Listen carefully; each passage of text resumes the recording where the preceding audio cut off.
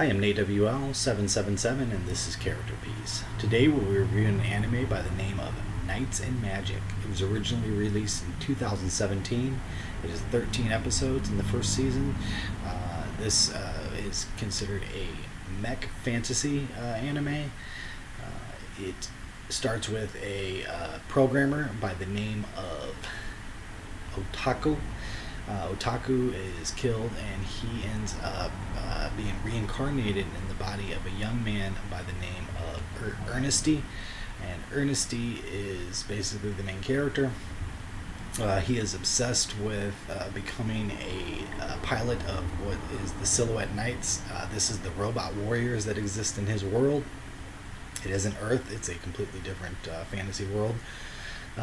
Although originally the character is on Earth, that dies and then is reincarnated somewhere else that's not Earth. By the way, that part's not really explained a whole lot in the anime. It was a little bit confusing on how that happened. Just a side note. So anyways, Ernesty is obsessed with becoming a pilot for the Silhouette Knights, and it is definitely the story of his journey towards that goal and his childhood friend's journey towards that goal. The first thing I noticed about this anime is the color palette choice that they use. It is very bright colors. A lot of times in anime you get these dark scenes, especially in mech anime, which by the way is not my favorite style of anime. A lot of times with mech anime it's hard to make out the details, it's hard to see everything because they always want to fight in the dark, or they always have these dark themes going on. This anime went completely the opposite. Everything in there is very bright. They chose a lot of whites, they chose a lot of definitely bright colors in there to bring the story to life, and it actually works very well. I think it benefits from it. Again, I'm not typically a mech fan. Not a big fan of Gundams, not a big fan. Only had a few animes that I actually do like that feature the mech soldiers. In this anime, I would say that the mech soldiers are probably my favorite thing. The mech robots are. I think they do it extremely well, and that is a pretty good point. But also, like, the story is fairly strong. It has its limitations, it has its weak points. Like I said, especially the one at the beginning, the reincarnation thing isn't explained very well, and it was always something that I wish got revisited and talked about, but it never does. So I hope that that's not considered a spoiler. But anyways, it never gets addressed. And anyhow, but the everything else in it does work pretty well. His motivation and the way that it all works.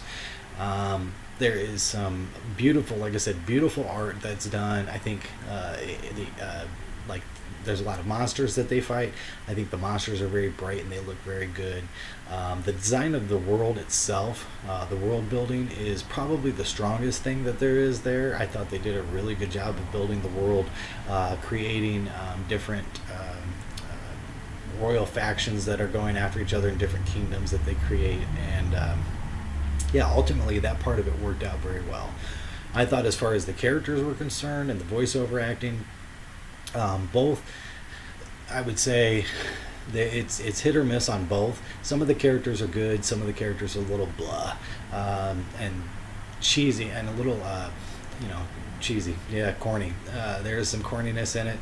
It's a little lighthearted one, a lot of levity in it, just kind of, it's definitely not deep or anything like that. But ultimately, I think it does work pretty well, simply because, especially the design of, the mechs, and that's a big portion of it. That's a big part of the storyline, the designs of the mechs and things like that. And I think that was done very well. Again, for a person who's not a fan of the mechs, I think that was definitely a strong suit, and it kept me very interested in it. I will say that I was interested in this one. I watched it all the way through fairly quickly. It was fun. It was good. The action scenes in it are very good. The battle scenes are very good. So again, had its flaws, but overall, I think that the strong parts of it overweighed the flaws and the negative aspects. So as far as I would definitely let my son watch it. I've already suggested to him that he does watch it. I think it would be a really good one for kids. There isn't a little bit of flirting, whatever, but there's not a lot of sexual things in it, not a lot of suggestive anything, and like I said, kind of lighthearted. It's really kind of, good characters, good moral values, that kind of thing. I don't know, there's a little bit of stuff. There's definitely enemies in it that aren't great character, morals and stuff like that. But obviously, that's what makes a good anime, is having a wide variety. So, but at any rate, I would definitely let kids watch it. As far as the favorite character is concerned, my favorite character, I just want to make sure, is Edgar. I don't know why I didn't have it memorized, but Edgar is my favorite character. He's probably the most mature of all the characters. He seems to be the leader and the strong soldier type that doesn't really. His sole purpose is to serve the kingdom. He's that kind of guy, and I really respected him. I thought he was a good guy. Like I said, there's kind of some corniness in some of the characters. I felt like he wasn't very corny. He was more of a serious role, and I think as a adult, I think I enjoyed that more. It probably would play a little better with a younger crowd. But I still played pretty well with me. With that said, I am going to rate this at a solid 8 even, which is, it's fairly good, especially for a mech anime, which I said I'm not a big fan. So, anyways, if you like this, go ahead and like and subscribe. Let me know who your favorite character was.